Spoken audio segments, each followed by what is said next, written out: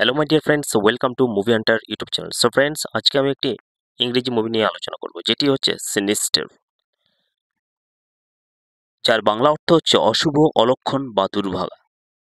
এই মুভিটি পরিচালনা করেছেন স্কট ডেরিকসন এবং প্রধান চরিত্রে অভিনয় করেছেন ইথন হক ও আরও অনেকে।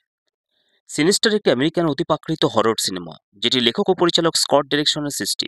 এই সিনেমার মূল চরিত্র হল এলিসন ওসওয়াল্ড, একজন ক্রাইম লেখক যে একটি পুরনো বাড়িতে এসে উঠে তার নতুন বইয়ের জন্য, কিন্তু সে জানে না এই বাড়ির দেওয়ালের মধ্যে লুকিয়ে আছে অতীতের ভয়ঙ্কর রহস্য, যা তার পরিবারের জীবনকে ধ্বংস করে দিতে পারে। এলিসন ওসওয়াল্ড একজন বিখ্যাত লেখক, যার কেরিয়ার একসময় শীর্ষে ছিল, কিন্তু ধীরে ধীরে তার খ্যাতি ফিকে হয়ে গেছে। সে নতুন একটি প্রকৃত অপরাধভিত্তিক বই লিখতে চায়, যাতে তার ক্যারিয়ার আবার জ্বলে ওঠে। তাই সে পরিবার সহ একটি নতুন বাড়িতে চলে আসে, যদিও সে তার স্ত্রী ট্রেসিকে বলে না যে সেই বাড়িতেই কিছুদিন আগে একটি পুরো পরিবারকে ফাঁসিতে ঝুলিয়ে হত্যা করা হয়েছিল। নতুন বাড়িতে ওঠার পরপরই এলিসন একদিন চিলেকোঠায় একটি পুরনো বাক্স খুঁজে পায়।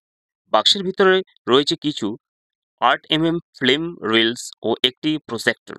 রিলগুলোর level family hanging out, BBQ 79, pool party 66 দেখে নিরীহ মনে হলেও এগুলো আসল দৃশ্য দেখে সে আতঙ্কিত হয়ে পড়ে। ফিল্ম চালানো শুরু করতেই এলিসন আবিষ্কার করে যে প্রতিটি ভিডিওতে একটি পরিবারকে নিষ্ঠুরভাবে খুন করা হচ্ছে। কেউ ফাঁসিতে ঝুলছে, কেউ জলে ডুবে মারা যাচ্ছে, কেউ গাড়ির ট্রাকে আটকে পুড়ে মারা যাচ্ছে। প্রতিটি ঘটনার মাঝে একটি অদ্ভুত অন্ধকারময় মুখ দেখা যায়, যেন কোনো অতিপ্রাকৃত সত্তা। সে বুঝতে পারে এই খুনগুলো একটি সিরিজ এবং একটি নির্দিষ্ট প্যাটার্নে ঘটেছে।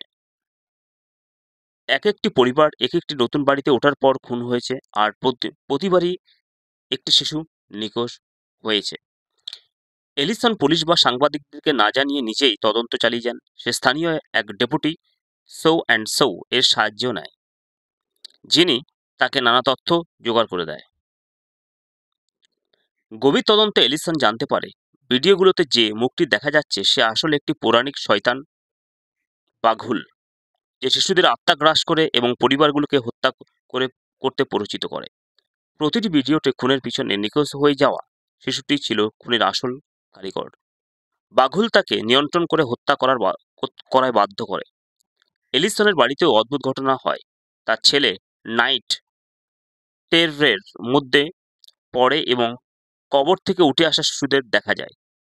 তার মেয়ে অ্যাশলি দেওয়ালে বাঘুলের ছবি আঁকতে শুরু করে। আগে খুন হওয়া শিশুদেরকে সে চেনে। এলিসন এত ভয় পেয়ে যায় যে সে আর থাকতে পারে না। স্ত্রীকে কিছু না জানিয়ে সে রাতারাতি সেই বাড়ি ছেড়ে চলে যায় পুরনো শহরে। সে ভাবে সব সমস্যা পেছনে ফেলে এসেছে, কিন্তু এখানে চূড়ান্ত মোড় নেয় গল্প। নতুন বাড়িতে উঠে ফিল্মগুলোর একটিতে আবার নতুন ক্লু পায় এলিসন। সে দেখে প্রতিটি হত্যাকাণ্ডের মধ্যে একটি সিম্বল আছে, যেটি বাঘুলের চিহ্ন, এবং যেসব পরিবার খুন হয়েছে তারা আগে কোনো এক খুন হওয়া বাড়িতে আগে থাকতো। অর্থাৎ খুনের সাইকেল চলতে থাকে এক বাড়ি থেকে আরেক বাড়িতে। এর মানে হলো, যখন এলিসন পুরনো বাড়ি ছেড়ে চলে আসে, তখন সে নিজের পরবর্তী খুনের সাইকেল চালু করে দিয়েছে, অর্থাৎ যে পর্যায়ক্রম।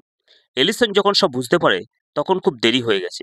এক রাতে সে হঠাৎ অসুস্থ বোধ করে এবং জ্ঞান হারায়। জেগে উঠে সে দেখে তার স্ত্রী সন্তান মেঝেতে বাঁধা। তখন দেখা যায় তার মেয়ে অ্যাশলি নিজের ফিল্মে তাদের খুন করছে। সে বাঘুলের প্রভাবে তাদের হত্যা করছে এবং দেওয়ালে ছবি আঁকছে, পেন্টিং উইথ ড্যাডিস ব্লাড। সিনেমার শেষ দৃশ্যে আমরা দেখি সেই বাক্সটা আবার উঠে এসেছে আরেকটি নতুন বাড়ির অ্যাটিকে, যার মানে বাঘুল আবার নতুন শিকার খুঁজছে। সিনিস্টার বা অশুভ একটি গা ছমছম ভয়ঙ্কর সিনেমা, যেখানে বাস্তব খুনের রহস্যর সঙ্গে অতিপ্রাকৃত শক্তির মিশ্রণ রয়েছে। এটি শুধু ভয় দেখায় না, বরং একটি প্যাটার্ন বা সাইকেলের মাধ্যমে ভয়কে যুক্তির রূপ দেয়। বাঘুলের ভয়ানক ছায়া, পুরনো ফিল্মের রহস্য, আর এক নিষ্পাপ শিশুর হাতে ঘটে যাওয়া হত্যাকাণ্ড, সবকিছু মিলে সিনিস্টার হয়ে ওঠে আধুনিক হরর সিনেমার এক উজ্জ্বল উদাহরণ।